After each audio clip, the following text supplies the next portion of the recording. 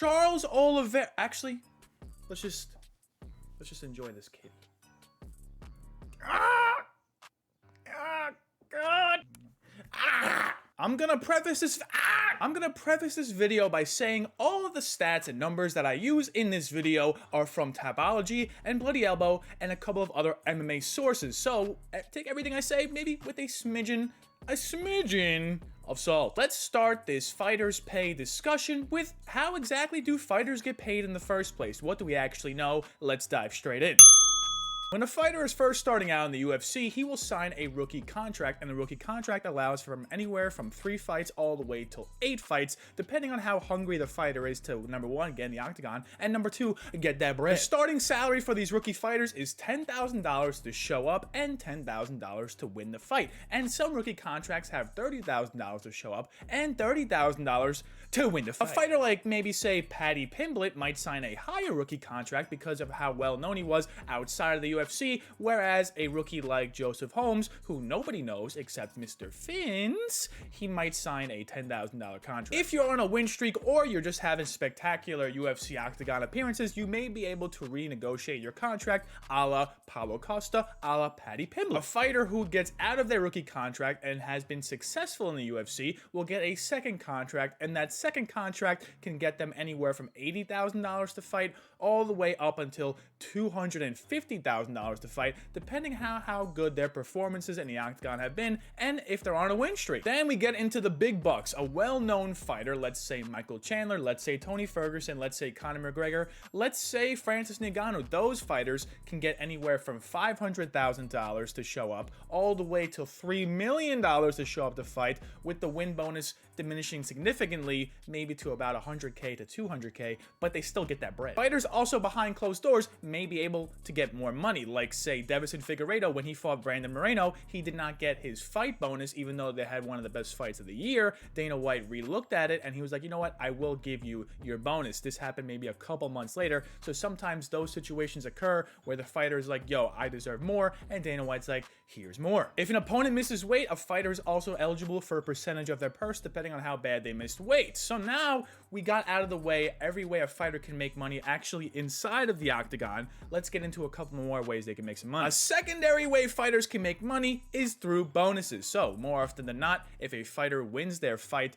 they're eligible for double their show money. If a fighter gets performance of the night, they're eligible for $50,000, and if a fighter gets knockout or performance of the night, they're eligible for another $50,000. Okay, so we got bonuses out of the way, we got actual fighting out of the way. Now let's get into the nitty-gritty, the advertisements. In the beginning stages of the UFC, fighters were actually allowed to wear sponsors right on their clothing as if they were a NASCAR car. However, the higher-ups in the UFC were like, whoa, this looks a little bit unprofessional, so they signed a deal with Reebok, and Reebok then made clothing for the UFC for all fighters to wear, thus diminishing all advertising profits that the UFC fighters would make on their own. At the time, fighters who were stuck on the prelims would make a majority of their money through the advertisements on their clothing, so this took a big hit to all of the lesser-known fighters in the UFC, which there are actually hundreds of. In 2021, the UFC came to terms with Venom on another deal, and we actually know the payout structure for fighters, and it is as so. If you're starting off in the UFC, you'll make $4,000 from advertisements. If you have 4 to 10 fights in the UFC,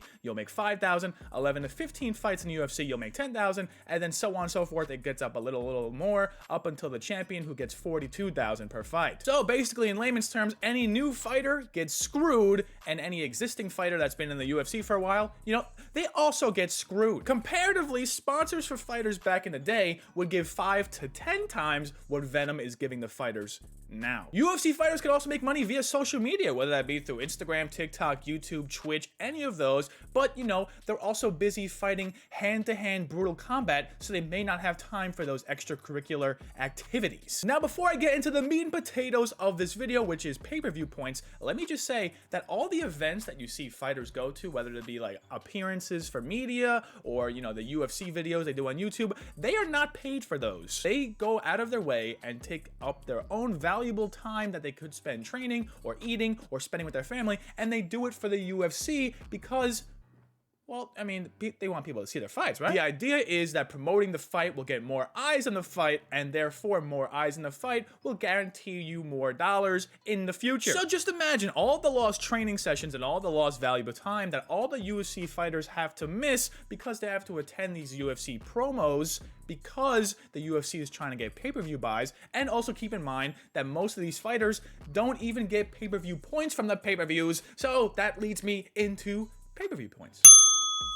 Now, pay-per-view points are very hard to figure out because the UFC does not like to disclose their finances very often. When the UFC was reframing their antitrust laws back in 2020, there was a report released that sort of kind of outlined what pay-per-view points are and who gets paid them. According to Dana White and Sean Shelby, pay-per-view points are doled out in the following manner. There's $1 for every pay-per-view bought between $200,000 and $400,000. Then there's $2 for every pay-per-view bought between $400,000 and $600,000, and then any pay-per-view bought above $600,000 is $2.50 per pay-per-view buy. For example, if you're paying attention with the math, if a pay-per-view has 500,000 tickets, how much money does the fighter get paid? I'll give you your time, don't mind me.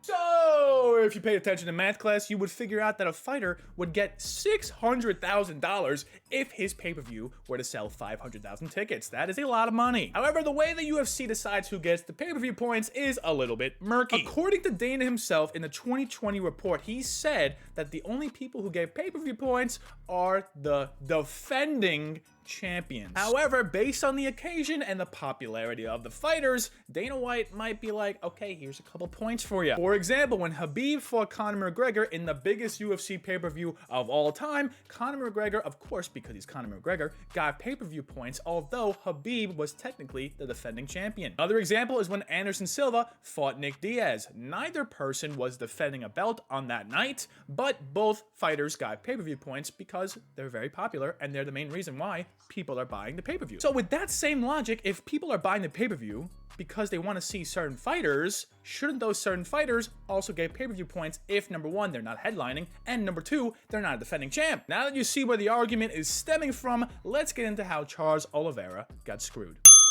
Charles Oliveira first fought for the belt at UFC 262 against Michael Chandler. So he was not a defending champ, neither was Michael Chandler, so technically neither one was entitled to pay-per-view points. Now keep in mind, since neither are defending a belt, neither gets pay-per-view points, and that pay-per-view sold around about 300,000 tickets, so each fighter missed out on an additional 100 Gs. Next, Charles Oliveira fought Dustin Poirier. This time, he was a defending champ at UFC 269. That pay-per-view had 500,000 ticket buys, and according to the math that I have gotten, it seems that Charles Oliveira would be granted an additional 300K. Now, when you make 300,000, you might be saying, how the hell can you get screwed by making 300,000? Well, that's not really the case. The case stems from the weigh-ins at UFC 274. UFC 274 produced 400,000 ticket buys, according to Tapology and a couple of other sources. So that means Charles Oliveira should be granted an additional 200K for his championship fight. Now, the UFC also has contract clauses in place when these things happen for certain bonuses. You know, if a champion continues to win,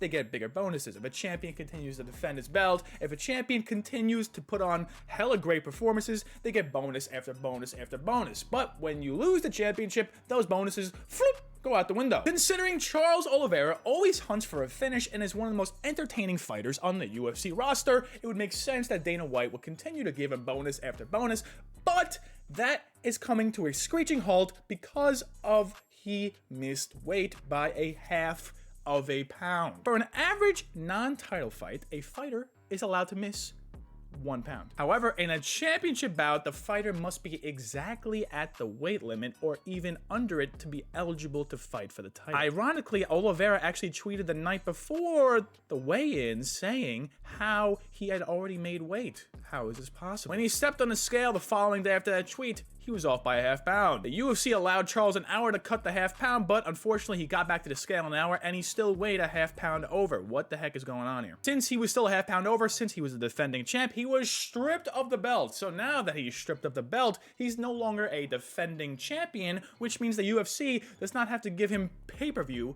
points. The pay-per-view points in this scenario would have been an estimated $200,000. Now, when you miss miss weight, you also lose a percentage of your purse. So we know that Charles Oliveira got $500,000 to fight in this fight. So if we can use our math correctly, if 30% of his purse was snatched for missing weight, that means he missed out on an additional round about $300,000. Mathematicians. Since he also missed weight, he was no longer eligible for any fight bonuses, which could have been $50K for the performance of the night, $50K for fight of the night, another $100K. So if anyone has their calculators out there, we can assume so far Charles Oliveira has missed out on $550,000 because he missed weight by half pound. Now, where do we go from here? Charles Oliveira has a knack for putting on great performances, so one might think that Dana White could give him some compensation under the rug, you know, in the back in the locker room after the fight. But, you know, that's just assumptions. Charles is still viewed by the fans and myself as one of the most savage fighters in the UFC roster, so I don't think him missing weight